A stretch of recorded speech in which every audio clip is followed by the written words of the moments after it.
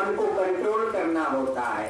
यानी जितने सादा सिंपल तरीके से रहोगे उतने ज्यादा साधुवाद कहे जाओगे, क्योंकि जो सच्चा साधु होगा वो ज्यादा चमक धमक के चक्कर में नहीं पड़ता है। इस प्रकार के वचन को सुन करके कहते हैं कि जो इस प्रकार से साधु की संगत करते हैं उनका भय दूर हो जाता है। ज्ञानियों को तो मोक्ष मिल जाता है और उनकी कामना भी पूरी हो जाती है।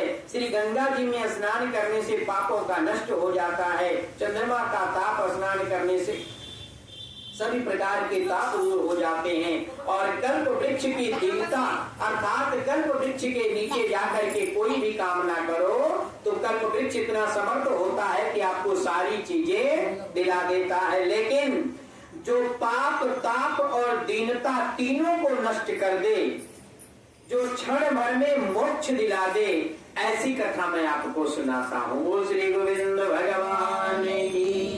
इतनी वार्ता सुन करके ऋषि कहने लगे कि हे सूत जी महाराज, आप कृपा करके कार्तिक का महत्व सुनाइए, इतिहास तथा प्रसंग सहित सुनाइए।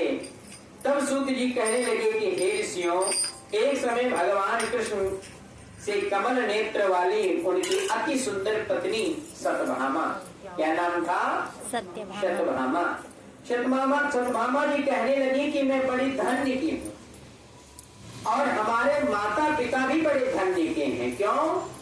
क्योंकि हमारे माता पिता इतने धन्य हैं कि हमारे जैसे कन्या मिली, और मैं इतनी धन्य की हूँ कि हमें इतना सुंदर और इतना गुणवान, इतना जो पूरे संसार पे कंट्रोल करने वाला हो ऐसा पति मिला। इस प्रकार के वचन को सुन करके भगवान से कहने लगी कि आप 16,108 रानियों में सबसे अधिक प्रेम मेरे से करते हैं। जिस कल्प वृक्ष को मनुष्य देख नहीं सकता, जो केवल इंद्र लोक में ही रहने का इजाजत दिया गया है, उस कल्प वृक्ष को आप मेरे आंगन में लगा दिए हो। क्योंकि सत्यभामा जी के आंगन में कृष्ण भगवान ने कल्प वृक्ष लगा दिया था। इस प्रकार से मैं ये पूछना चाहती हूँ, हे प्रभु, मुझे निष्ठा पूर्वक बताने का अति कृपा करें कि मैंने ऐसे कौन से कर्म किए थे, जो ऐसे हमारे पूर्व जन्म में कौन सा ऐसा कर्म था, हमने क्या किया था जो हमें इस युग में ये भोगने को मिल रहा है। क्योंकि ये सही बात है, क्योंकि कर्म ही श्रेष्ठ होता है मनुष्य का।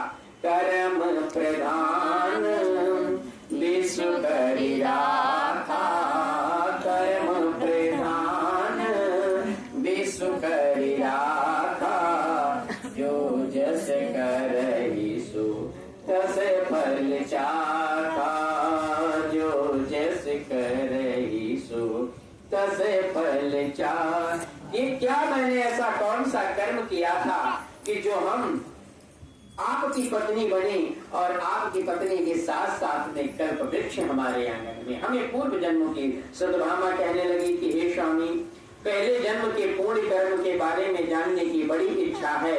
गरुड़ भगवान, इतना मैंने अच्छा कर्म किया है कि गरुड़ भगवान पर बैठ करके आपके साथ सवार होकर के हम इंद्र इत्यादि देवताओं के पास में भ्रमण कर सकते हैं। इतनी कथा सुनकर के श्री विष्णु भगवान कहने लगे कि पहले सतयुग के अंत में एक मायापुरी नाम के नगर में अत्रि कुल में वेद तथा शास्त्रों को जानने वाला देव शर्मा नाम का एक ब्राह्मण रहता था। वो ब्राह्मण देवता सूर्य की बड़ी आराधना करता था। किसकी? सूर्य भगवान की। जब भी उठते बैठते सूर्य को प्रत्यक्ष देवता मान करके और सूर्य देवता को नित्य प्रतिदिन प्रणाम करना। वैसे भी सही बताऊं तो सूर्य को रोजाना जल देने से भी बहुत अच्छा फल मिलता है।